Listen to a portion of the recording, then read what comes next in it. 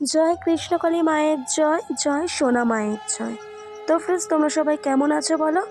আশা করছি যে যেখানেই আছো কৃষ্ণকালী মায়ের কৃপায়, কৃষ্ণকালী মায়ের আশীর্বাদে তোমরা ভালো আছো এবং সুস্থ আছো।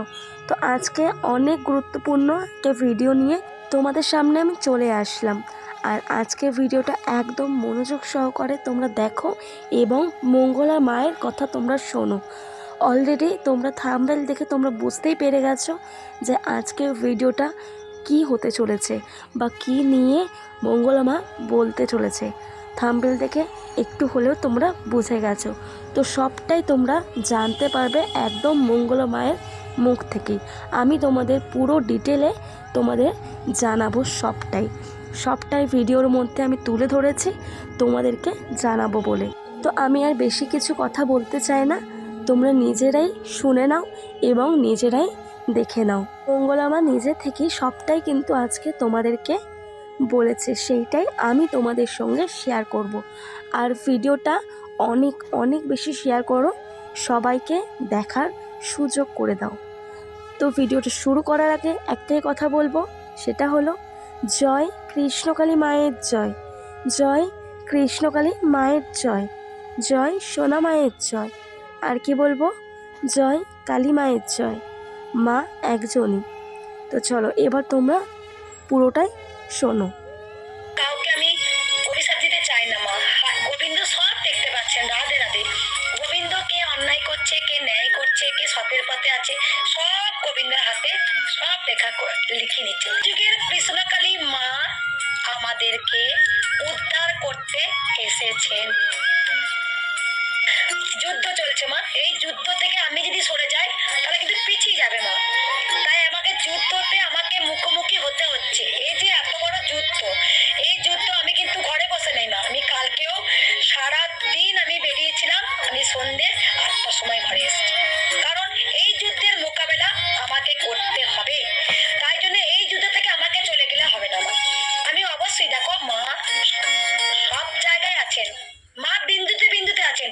এই যে কৃষ্ণকালী মা আটকে আছেন, মা কি আমার কাছে আসছেন না? না মা আসছেন না, মা আসছেন। আচ্ছা, রাধে রাধে। গোবিন্দ কে অন্যায় করছে, কে ন্যায় করছে, কে সতের পথে আছে, সব গোবিন্দের হাতে সব লিখে নিচ্ছেন তিনি। আমি তাই কৃষ্ণকালী মায়ের উপরে সবকিছু ছেড়ে দিয়েছি আর যুদ্ধ করে যাচ্ছি। কারণ তোমরা সবাই জানো, আর আমরা কৃষ্ণ কালী মাকে ভালোবাসি, আমরা মঙ্গলা মাকে ভালোবাসি, তাই আমরা আসি। জানো, আজকে দেখো বারবার বলেছি, আমি পাইনি বলে আমি বলবো কৃষ্ণকালী মাকে ডাকবো না, আমি কৃষ্ণকালী মায়ের নাম জপ করবো, এটা ভুল। কারণ আমি যদি কিছু না পাই, তাও যদি আমি কৃষ্ণকালী মাকে ডাকি, তার মানে বুঝে নেবে তোমাকে ঠিক তোমার এই ডাকটা সঞ্চয় খাতায় জমা হচ্ছে। তোমাকে যখন এমন দেবে, সুদ সমেত তুমি আসল ফেরত পাবে। যে ওই যে আমি কৃষ্ণকালী মাকে দেখেছি বারবার। তাই দেখো, গোবিন্দ যা কিছু হয় ভালোর জন্য হয়, যা কিছু হয় ভালোর জন্য হয়। আজকে যে পাপীগুলো উর্মিকে আমাদেরকে যে মেরেছে, তাহলে যা কিছু হয়েছে ভালোর জন্য হয়েছে।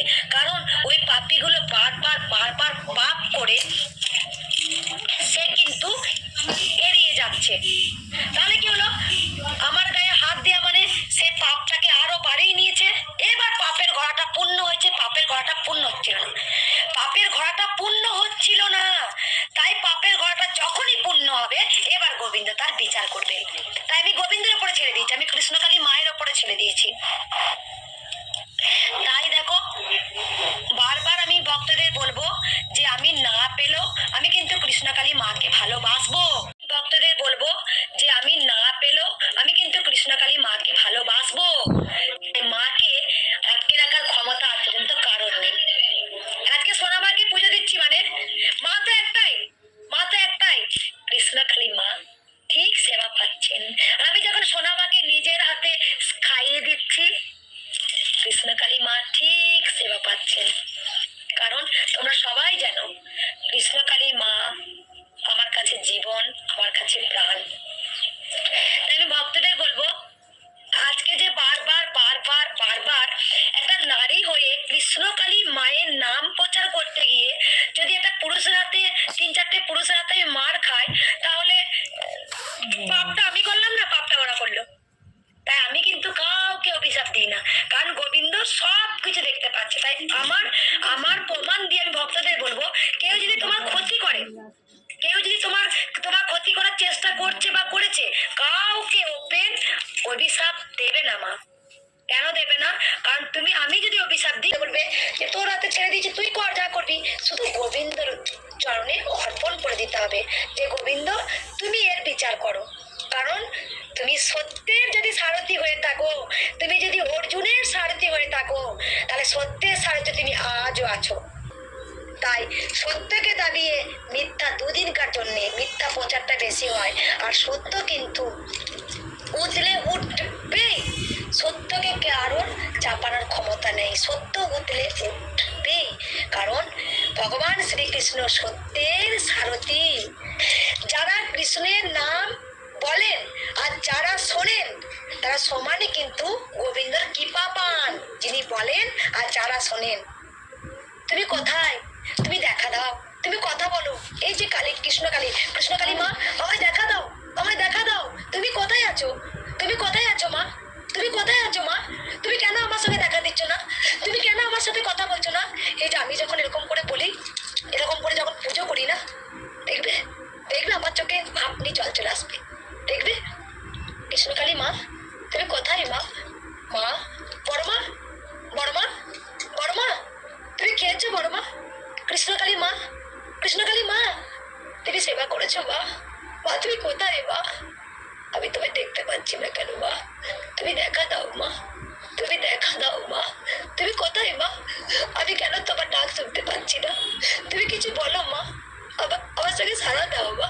আমি এসেছি মা, আমি এসেছি। কৃষ্ণকালী মা, তুমি কোথায় মা? তুমি কোথায়? আমি তোমায় ভালোবাসি মা। মা, মা, মা। শ্রীকৃষ্ণ, জয় শ্রীকৃষ্ণ, হরে কৃষ্ণ, রাধে রাধে। এই যে আমার কৃষ্ণ নাম করলি না, আমার অন্যরকম অনুভূতি হয়, জানো, অন্যরকম অনুভূতি হয়। তোমরা জানো আমি মায়ের থেকে না আমি কৃষ্ণকে বেশি ভালোবাসতাম, জানো। আমি বলবো আজকে তোমাদের সঙ্গে আমি কিছু কথা শেয়ার করবো। দেখো আজকে জানো কৃষ্ণই কালী, কালী কৃষ্ণ কেন জানো? আমি কথাটা তোমাদের কাছে তুলে ধরবো। আমি কি দেখতে পাই যখন মাকে আরতি করি, আমি কিন্তু অনেক কিছু দেখতে পাই। তাই আমি আজকে কিছু কথা বলবো তোমাদের কাছে। দেখো আধ্যাত্মিক কথা। আমি কিন্তু ছোট থেকে মা কালীকে ভালোবাসতাম। মা বলে কেউ আছেন, এটা আমার দৃঢ় বিশ্বাস ছিল যে মা বলে কেউ আছেন, মা আছেন, মায়ের একটা শক্তি আছে, মা আছেন, মা খুব দয়াময়ী, মা কৃপাময়ী, মা করুণাময়ী। আমার এরকম একটা ছোট থেকেই বিশ্বাস জন্মেছিল। তবে কিন্তু আমি কালীর থেকে আমি কিন্তু যখন আমার বিয়ে হয় তখন কিন্তু আমি গোবিন্দকে বেশি ভালোবাসতাম। গোবিন্দকে আমি পুত্র রূপে আমি পুজো করতাম। আমি গোবিন্দকে কিভাবে পুজো করি একবার বলে দিই। দেখো আমি কিছু কথা তোমাদের শেয়ার করব। যেমন আমার একটা ছোট্ট না একটা মাটির গোপাল কেউ আমাকে দিয়েছিলেন।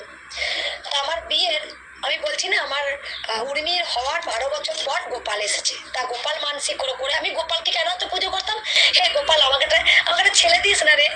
আমার শ্বশুর বাড়িতে এতটা ছেলে ছিল না। তা আমি গোবিন্দ গোবিন্দ গোবিন্দ আমি না তোকে চাই, আমি তোকে না ছেলে রূপে চাই, জানিস তো। আমি কিন্তু বললাম না ছোটবেলাতে কিন্তু আমি মায়ের ভক্ত ছিলাম। আমরা কিভাবে কৃষ্ণ ভক্ত হলাম দেখো। আমি কিন্তু জানতাম যে কৃষ্ণ আলাদা, কালী আলাদা, এটা কিন্তু আমার মধ্যে ধারণা ছিল। আমি যখন গোপাল একজন আসি, কেউ একজন আমাকে একটা ছোট্ট গোপাল দিয়েছিলেন।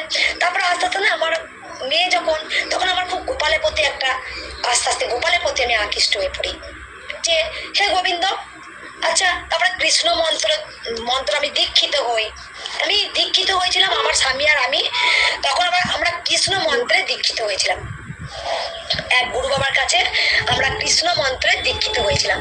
তা গুরু বাবা যে মন্ত্র শিখিয়ে দিয়েছিলেন, হে কৃষ্ণ করুণা সিন্ধু দীন বন্ধু জগত পথে গোপেষ্ট গোপিকা কান্ত রাধাকান্ত নমস্তে। তাই কৃষ্ণ মন্ত্র আমরা 3 বেলা জপ করতাম। গোবিন্দকে একদিন আমি দেখি কি গোবিন্দকে যখন আমি যখন গলার ঘা হয়েছে তখন আমি উর্মিকে ডাক্তার দেখি আনতে অনেক বেলা হয়ে গেছে, সন্ধ্যা হয়ে গেছে। স্নান টান করে আমি দেখেছি আমার শ্বশুর বাড়িতে কেউ না গোবিন্দকে সেবা দেয়নি। ওই যে মাটির আমার ছোট থেকে বলছি না আধ্যাত্মিক, আমার গোবিন্দের প্রতি ভক্তি শ্রদ্ধা, মায়ের প্রতি কালী ঠাকুরের প্রতি আমার আলাদাই ভক্তি শ্রদ্ধা বা বিশ্বাস আমার মধ্যে ছিল। আমি ছোট্ট গোপালকে আমি মাটির ছোট্ট গোপালটার মধ্যে যখন আমি সেবা দিয়েছি, কেউ সেদিন সেবা দেয়নি, আমি তখন আমাকে খেতে দেয়নি। তো আমি সেদিন রাত্রেবেলা না খুব কেঁদেছিলাম, আর গোবিন্দের কাছে টপ টপ করে চোখের জল পড়েছিল, আর আমি দুটো নকুলদানা ছোট্ট গ্লাসে আমি একটা সেবা দিয়েছিলাম। দিয়ে আমি খুব কষ্ট পেয়েছিলাম মনে মনে, হ্যাঁ গোবিন্দ, এক বাড়ির লোক থাকতে তোকে দুটো কেউ নকুলদানা সেবা দিল না, তোর খিদে পায়নি? খুব কেঁদেছিলাম। তা সেদিন রাতেই কিন্তু আমি স্বপ্ন দেখেছিলাম গোবিন্দ আমার ব্রেস্ট মিল্ক পান করেছিল আর গড়িয়ে পড়েছিল। আমি বলছি গোবিন্দকে যদি ডাকার মতো কেউ ডাকতে পারে, 100% গোবিন্দ সাড়া দেবেনি।